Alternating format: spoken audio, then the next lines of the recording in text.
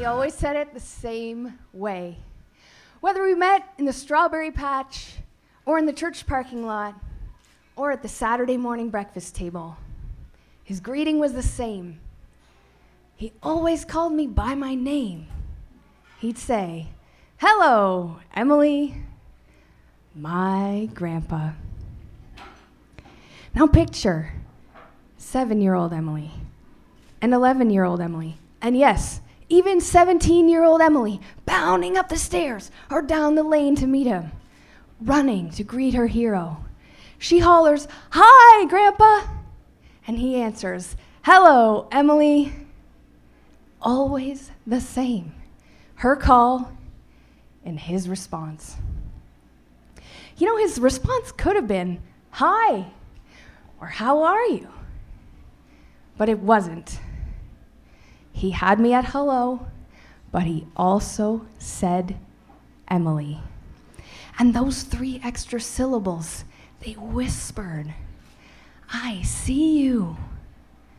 I know you. You matter." How does it feel when you hear your name? And really, how often does that happen? And why? And who's calling? Are you being called out? Jeffosaurus Rex, congratulations on your 7th MoMondays in Barrie.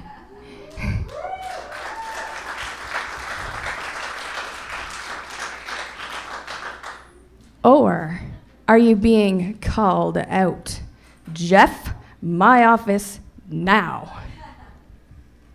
It's true. We hear our names when things are going really well and when things are going really bad. What about the day-to-day? Starbucks.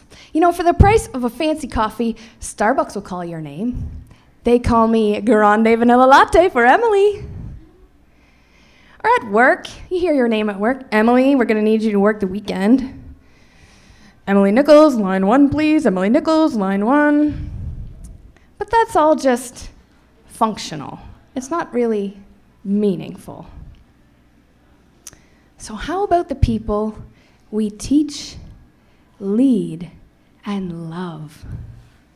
What do we call them in a one-on-one situation? When we have them at hello, we also say nothing. We leave the office at night. "Good night, see you tomorrow." No name. We meet a friend we haven't seen for a while. "Hey, how's it going?" No name. We go home to our families exhausted and scattered, and they get a distracted, "Oh, hey, how was your day?" No name. Why? Why do we do that to the people we teach, lead, and love, the people we care most about in this world, the ones we spend the most time with? It's because we're allergic to formality. That's why. Ugh, formality, come on. We want to go to work in jeans and go to the grocery store in yoga pants and call everybody dude. You know, Walt Disney didn't like formality either. Anybody called him Mr. Disney? He'd say, "Oh, Mr. Disney, that's my old man. Call me Walt." And today, totally different story. Even the telemarketers will call you by your first name if they have it. So, I think we don't call the people we love the most in this world by their names out loud because, it's just a little too awkward. It's just a little too Mr. Disney. But I'm working on it. I am chipping away at the awkwardness to build the habit that my grandpa had. You know, he didn't just do it for me. It wasn't like I was the special one or the favorite or anything. He did that for all the grandkids. He did that for all of his own children. I saw him greet people by name for years and never even realized what was going on. But I am not suggesting you go try this at home. Don't. It's dangerous. You go home tonight and start calling the people you love the most in this world by their names out of the blue. Woo, dangerous territory, I'm telling you. They will assume that either you need something from them or they're in trouble. So don't do it. But if you want to get started, maybe try buying them a small present with their name on it, yeah? Last Christmas, I got a Coke with my name on it. Nobody knows the power of a name like the Coca-Cola Company, right? They have a whole campaign, have a Coke with Emily. Well, I mean, there are other names too, but mine's the most important. I got a Coke last Christmas with my name on it, and I'd been telling this story, and so this gift, just teared me up a little bit, and I thought, come on, really? It's just a Coke. But somebody paid attention. Somebody took the time and went through the cooler and found the Coke with my name on it, bought it, and gave it to me. Feels kind of special. So maybe don't start calling your loved ones by their names out loud right away. Maybe start with a little gift. And then move on to saying their names out loud with feeling. Because how long do you have to make them feel special? At 37 years old, I was back at Grandpa's house. Only this time, I was there to say goodbye. And I didn't bound up the stairs and I didn't holler, "Hi, Grandpa," in case he was sleeping.